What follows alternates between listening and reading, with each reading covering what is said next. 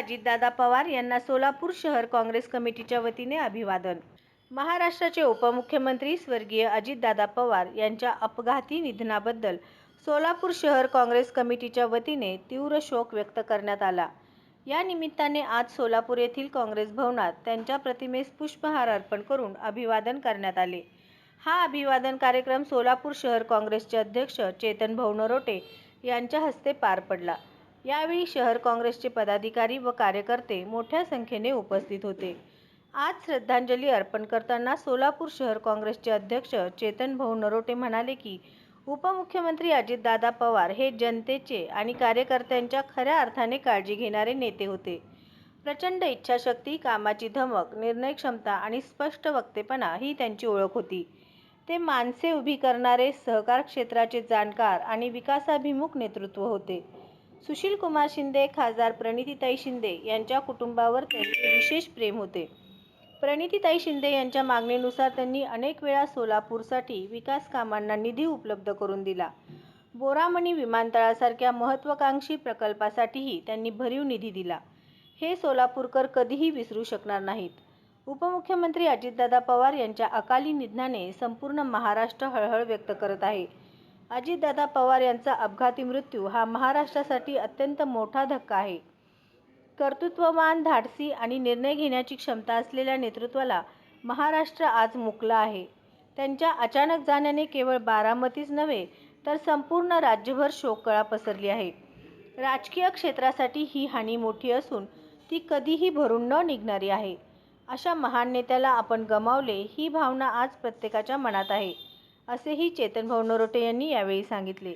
यावेळी शहराध्यक्ष चेतन भाऊ नरोटे, माजी महापौर सुशीलाताई आबुटे, नगरसेवक नरसिंह असादे, युवक काँग्रेस अध्यक्ष गणेश डोंगरे, सेवादल अध्यक्ष भीमाशंकर टेकाळे, मीडिया सेल अध्यक्ष तिरुपती परकी पंडला, सेवादल यंग ब्रिगेड अध्यक्ष विवेक खन्ना, व्यापार व वाणिज्य सेल अध्यक्ष पशुपती माशाळ, माजी नगरसेवक सिद्धराम चाकोते, उपेंद्र टाकर, उपाध्यक्ष विश्वनाथ साबळे, बसवराज म्हेत्रे, अभिलाष अच्चू कटला आदी पदाधिकारी व कार्यकर्ते उपस्थित होते।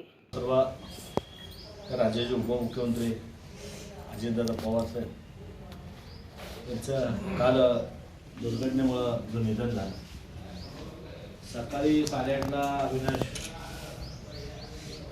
अमोल शिंदे आम्ही सगळे एकत्रित असतो।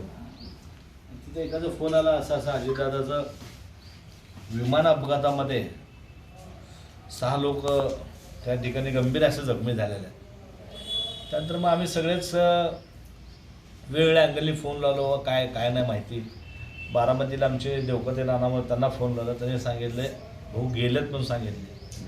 आणि त्यानंतर मग सगळ्या महाराष्ट्रात झालं, सगळ्या सोलापूरला आपण बघता की एवढा मोठा नेता सगळ्याला घेऊन जाणारा, महाराष्ट्रामध्ये एक वेगळी छबी त्याची निर्माण होती।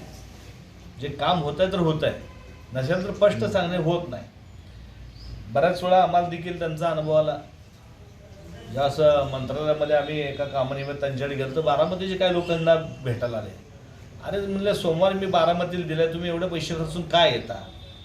मी सोमवारी अख्खं मंत्रालय त्या ठिकाणी बारामतीमध्ये आणतो, तुम्ही शेतकरी कुटुंबातले लोक इथपर्यंत येऊ नका, यायचं राहायचं हे परवडणार नाही तुम्हाला।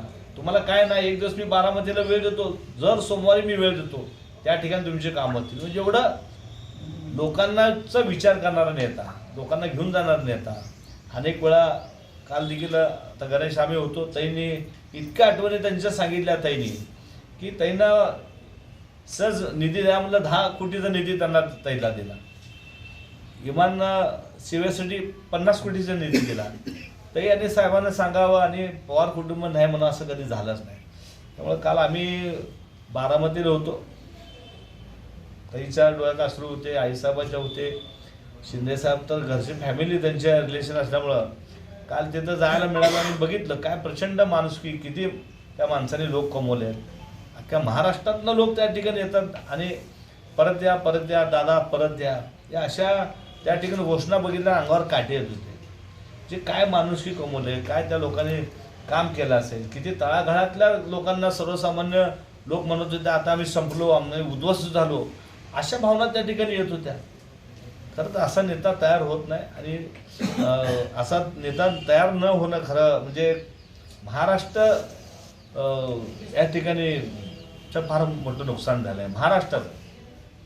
त्यांचं खरं तर स्वप्न होतं की मुख्यमंत्री व्हावं, ते मुख्यमंत्री होणं स्वप्न त्यांचं अजून राहिलं. अशा महान नेत्याला आज आपण काँग्रेस पक्षाच्या वतीनं खासदार प्रणित शिंदे यांच्या वतीनं आपण या ठिकाणी भावपूर्ण संचालन होऊ आणि आपण सगळे म्हणून एक घोषणा देऊ, परत या अजितदादा परत या, अशा भावना व्यक्त करून माझे दोष संपवतो.